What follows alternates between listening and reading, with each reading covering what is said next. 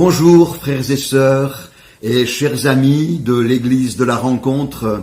Voilà, je voudrais donc ce matin partager avec vous un message d'encouragement et comme nous sortons tout juste d'un week-end de Pâques, je voudrais revenir pendant quelques minutes sur le message de la Pâques, parce qu'il faut quand même admettre que pour beaucoup de nos contemporains, Pâques c'est quoi?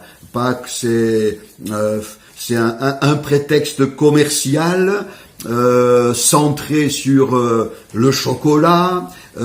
Pâques c'est un événement culturel. On ne peut pas faire abstraction de cet événement. Il est indiqué dans notre calendrier. Pour certains, Pâques, c'est quand même un événement d'une dimension religieuse. Mais quand même, il faut admettre que dans la grande majorité des cas, nous sommes assez loin de la réalité du message de Pâques. Qui d'autre que Jésus-Christ est indiqué pour nous parler de la Pâques? Pour ce matin, j'ai sélectionné une simple parole que le Seigneur Jésus a prononcée. C'est dans l'évangile de Matthieu au chapitre 26 et simplement le verset 18, cette phrase très courte mais tellement puissante: je ferai chez toi la Pâque. Jésus a dit: je ferai chez toi la Pâque. De la même manière que la Pâque des Juifs ne serait rien sans la présence de l'agneau pascal, la Pâque pour nous ne serait rien sans la présence de Jésus-Christ, que Jean-Baptiste a désigné comme étant l'agneau de Dieu. Alors, j'aimerais qu'ensemble nous revenions à cette parole originelle que Jésus a laissée sur la Pâque: je ferai chez toi la Pâque.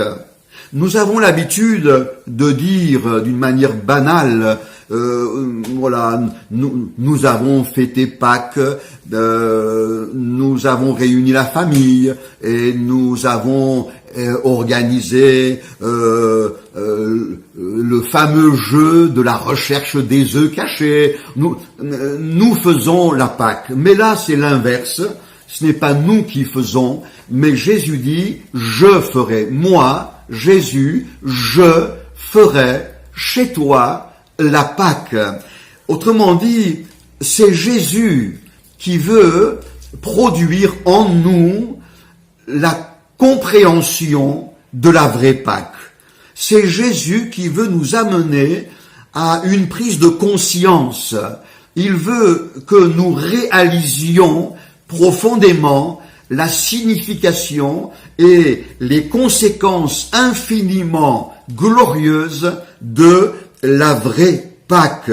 C'est Jésus qui prend l'initiative, et ce n'est pas un week-end dans l'année, mais frères et sœurs et chers amis, je dis que 365 jours par an, nous sommes appelés à nous souvenir de la portée de la Pâque. Je ferai, a dit Jésus, chez toi.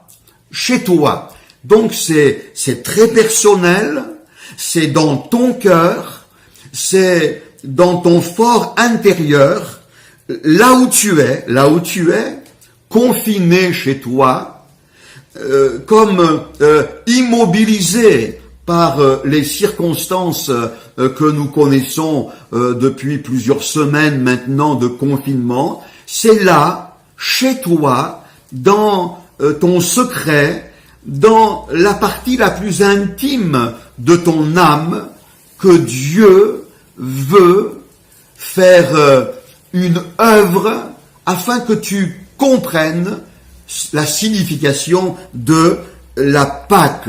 Et la Pâque, oh, c'est difficile d'en parler en quelques minutes, mais premièrement, la Pâque, c'est un acte d'amour sublime de Dieu à l'égard de l'humanité et à l'égard de chacun d'entre nous. C'est l'amour d'un Dieu qui ne se contente pas de nous dire qu'il nous aime, mais il prouve qu'il nous aime en nous faisant le don le plus merveilleux qui soit, en voyant l'humanité dans sa souffrance, perdue, désemparée, absolument désespérée. Dieu, qui nous aime, va chercher un moyen de nous sauver, de nous secourir. Il cherche, il observe, il regarde parmi les trésors de son royaume, et puis, après avoir cherché, il trouve enfin le moyen, et il déclare, eh bien, cette décision, je vais donner pour sauver l'humanité ce que j'ai de plus précieux, mon propre fils, mon fils unique, et c'est ainsi que Jésus est venu. C'est un acte d'amour qu'il va confirmer, il va venir, il va accepter les coups, il va accepter les injures, il va accepter même les crachats, il va accepter la plus ignoble des injustices, il va accepter la couronne d'épines sur son front, il va tendre ses mains qui seront percées par les clous, il va se donner, il va souffrir une souffrance d'une intensité que ni vous ni moi ne pouvons comprendre. C'est ça, la Pâque, c'est Jésus-Christ qui vient donner sa vie pour toi, pour moi, pour chacun, afin de nous sauver. C'est quoi la Pâque? La Pâque, c'est aussi un tombeau vide. Un tombeau vide, le tombeau même où l'on avait placé Jésus, son corps mort, inerte, refroidi.